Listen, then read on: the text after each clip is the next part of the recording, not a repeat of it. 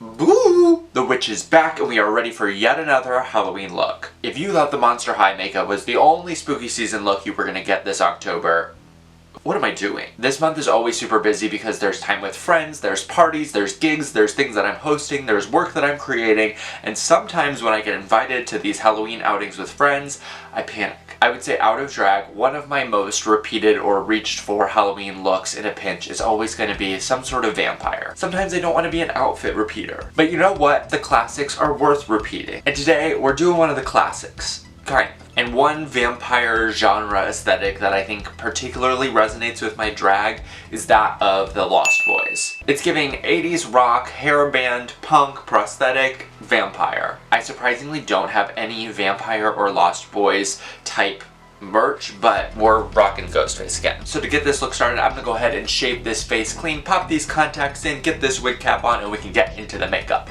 We are bald and bewitched. I went ahead and blocked my 5 o'clock shadow. We've got our wig cap on. We are ready to get into this makeup. If you haven't seen The Lost Boys, there's a very specific vampire aesthetic, one that has been expanded and rebuilt. Buffy has also popularized this idea of like a vampire brow. So we're gonna be doing that, and we're gonna achieve that through silicone prosthetics. Now you got a free prosthetic class in the last video where I did Frankenstein and I did all sorts of prosthetics. This one, we're gonna dive in. I'll talk you loosely through the steps, but if you need a tutorial, check out the other videos. Taking a little bit of my adhesive, I'm applying that to the middle of my forehead and around my eyebrows to start to act as an anchor for this brow piece. The first thing that I need to do is figure out where the heck it goes, so that way I can have the right placement of the prosthetic for how it was sculpted, but also give myself a little bit of a drag lift. I've also applied Prosthetic to the back of my appliance, so that way once everything is clear, I can go ahead and start mapping that placement. With the Prosthetic dry on the back of my appliances, I'm ready to put that on my face. With the center of the prosthetic placed, we're going to slowly work out in light layers from the center to the sides and start laying down the rest of the piece. Using the back of a round brush, I'm going to start to roll these edges into place. We've got the forehead appliance put on. It's looking really good. So if I was applying this on a typical model for like film or an event, I would probably bring the brow down to where it was intended. You can see a little bit of my natural brows here, and I imagine the sculpt is supposed to cover those. But because we're doing drag and my eye shape is going to be exaggerated, I have it lifted up. So you can always modify your prosthetic placement within reason based on the sculpt for your face as well as for the character that you're going for. And because your Myst has big giant eyes, we want to create room for that, because if I put it where it was going to be, it might maybe over masculinize the face or cast some shadows. I've already got big lashes and everything, so I want to give myself enough yank and lift, even though I am an evil demon of the night. Now, before I remove the flashing, I'm going to go ahead and put on the cheek appliances as well, so we've got a full, gaunt, scary demon vampire face.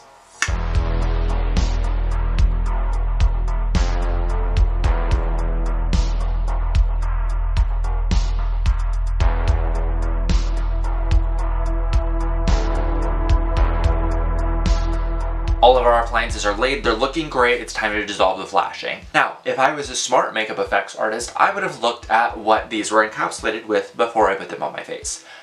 I did not do that. Because I cleaned the back of these with alcohol and I didn't see any holes start to form, I'm thinking I can lead with edger and that will get the job done, but if it doesn't, then we've got alcohol on the side. So, let's find out together. Okay, it's not working as well as I would anticipate it to work, so let me try alcohol. Alcohol it is!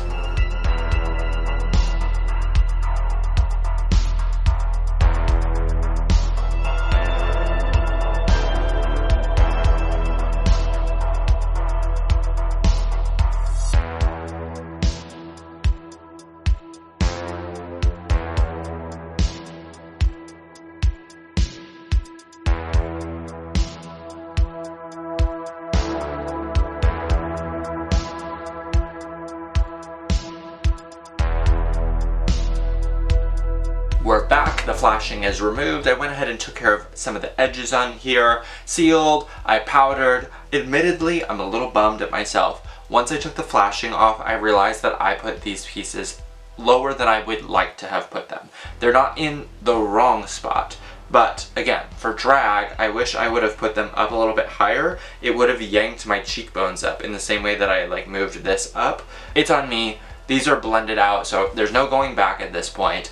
But what that means is I will probably over highlight this ridge here to make sure that this is lifted, because I don't mind this placement. Like, I didn't want it to be up here, but what I didn't quite realize is that it has this like orbital bone piece here, and like mine is up here, obviously, and this is trying to be sunken and whatever. Anyways, we're gonna do a little bit of correcting, adjusting for my error in placement. Well, let's get into the foundation. Hold up. I don't know why I got so excited about foundation. I need to do something on the eyes first. Oh, okay, yank. It's gonna be mostly neutrals, so I'll be right back with the eye makeup, and then we'll get into the foundation. The eyes are on, plus a little extra. Of course, we'll go in and touch it with some finishing details towards the end, but now it is actually time to get into the foundation. So this is going to be a little bit of an experiment. Silicone appliances take products differently, and they're not usually meant to be covered fully because silicone has translucency. That's part of why it's a great prosthetic. For drag, we obviously go for full coverage, so the prosthetics are likely going to be fully covered. Here's where it gets kind of weird. Typically we're using alcohol-based paints to apply washes of color to the silicone, and that sticks really well because it dries down through the alcohol. I know cream makeup isn't typically the best for applying over prosthetics. You can see I've got a little bit of white cream here just from the eyes that I blended down, and it does okay, but it picks up, it doesn't have the same like smoothing effect that I might want it to have. It seems to add texture. I've got two different types of liquid foundation. Maybelline Superstay, which we've used plenty of times on this channel, and a product which I usually keep in my beauty kit because it's a little bit more hydrating and I have a wider range of colors, and that's the Conceal and Hydrate Liquid Foundation by Revolution. Because that one is more hydrating and it's a little bit of a thinner water-based liquid, I'm not sure how it's going to take on the silicone, but something is telling me start there, and because I've got parts of the skin that I want to keep hydrated, my skin is really dry today, and the Maybelline Superstay, I don't want it to dry out too fast and add texture, even though we're still going for this kind of scary character. I'm gonna start with the Revolution makeup. We're gonna see what happens. If it goes sideways, that's makeup. We adjust and we move on. So let's find out. You can maybe see right in here that the foundation kind of picks up the edge, and I'm hoping that with powder, I'll be able to mattify that in the same way that when we first have the edges, they get powdered and that goes away a little bit. But in the bright light, we notice it much less, which I'm thankful for. The performance I'm doing tonight is in a dark bar. We will be okay. Now we're gonna hit it with a concealer. I'm gonna try out a little bit of this white concealer that they have as well. I kind of remember this being like really sheer, but that might be okay for this. I want to make sure it just doesn't like emulsify and take away any of the product. Alright, I think that's a decent base. Let me get into a little bit of contour.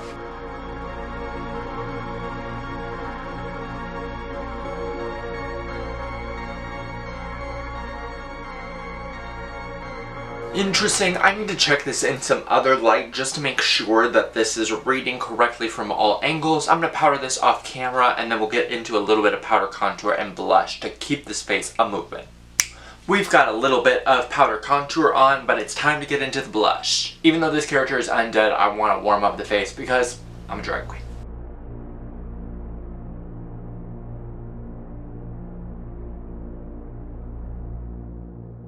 Just a dusting of blush around the corners of the face. There's a little bit of funkiness going on. I need to go off camera, touch up some details, get some things fixed, and then we'll be back to get into the lips. Let's get into it. Let's do these lips, because this makeup is testing me. I love prosthetics. Something about what's happening, the fusion of drag and these particular prosthetics, I don't know. This is going to be one of those where the lips and the lashes and the wig are going to be required for me to feel the fantasy. Because right now, I mean, I look cool, but I'm having some technical difficulties. So let's get these lips on.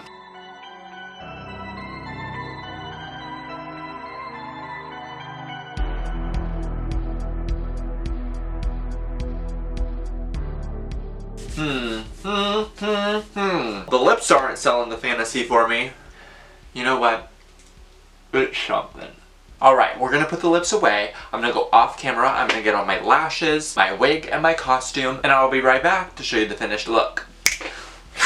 I think the wig sealed the deal for me. I am feeling spooky, scary, sexy, all of the things. The teeth help, even though I have a lisp now. I need to get on a few more accessories before I'm fully ready to go to the gig, but I am definitely feeling my 80s rocker, glam, vamp, fantasy. Thank you so much for sticking around. I know this one was a bit chaotic. Look, you know what? Halloween isn't always treats, though. Sometimes it's tricks. I've got to get my undead butt in the car so I can get to the gig on time, but there's no need to fear. This is not the last Halloween look of the season, so we will have more makeup looks right here on the CRMS YouTube channel just for you.